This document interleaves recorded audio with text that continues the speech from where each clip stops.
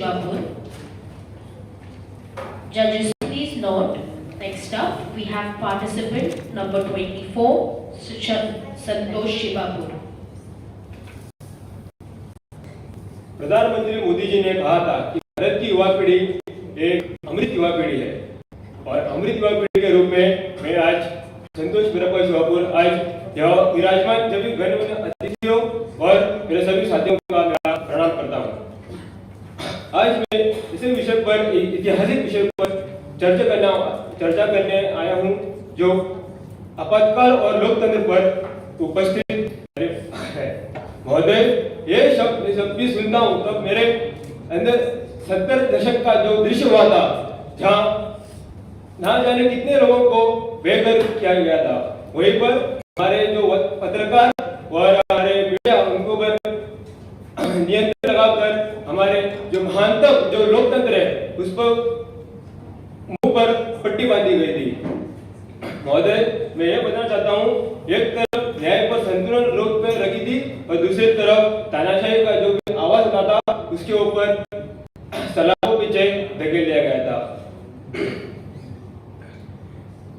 महोदय, काले यह 50 वर्ष जो काले अध्याय माना जाता है वह वर्तमान में तोड़कर देखता हूँ तो यह प्रश्न उठता है कि हमारा जो लोकतंत्र है इस आपातकाल से क्या ही सीखा। मैं यह बताना चाहता हूँ कि इस आपातकाल काले अध्याय से जिससे विरोधी थी वह राज्य सिंहासन जो प्रतिनिधि थे उनको सड़क का रास्ता दिखाया गया था।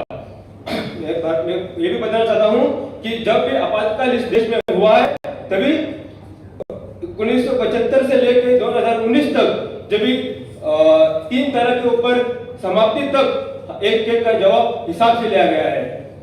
मैं यह भी बताना चाहता हूँ महोदय आपको, जहाँ इस देश में महिलाओं और मातृशक्ति को एक महत्वपूर्ण दर्जा दिया जाता है, वहीं पर एक ऐसा दौर आता है जहाँ एक अपने राष्ट्र के प्रति चिंता करके अपने स्वतः को चिंता करके तानाशाही का खत्म ले जाता है। और मैं यह बताना चाहता हूँ कि जहाँ रामलीला मैदान में गूंज उठी उस बीच लोकतंत्र की मशाल लेकर विजय राजे सिंधिया जैसी महिला भी एक भारतीय की बेटी थी। साथियों, मैं आपको बताना चाहता हूँ कि हमारे देश में जो आपातकाल का काला अध्याय था उस दौरान ऐसे कई सारे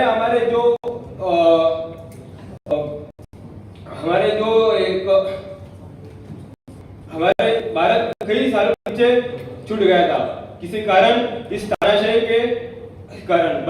बल्कि हमारा जो देश है यह हमेशा जो अपने महत्वपूर्ण मुद्दों पर सामने आया है और ये वो देश कहला जाता था पहले सोने की चिड़िया होती थी। ये वो भी देश है जहाँ पर अंत में इतना ही कहना चाहता हूँ, पवार साहब ने कहा था कि लहू में लथपथ होकर जंग के पथ पर डोल रहा हूँ, शायद मेरा खून जगेगा, इसीलिए मैं बोल रहा हूँ मैं भारत का संविधान हूँ। लाल किले से मैं बोल रहा हूँ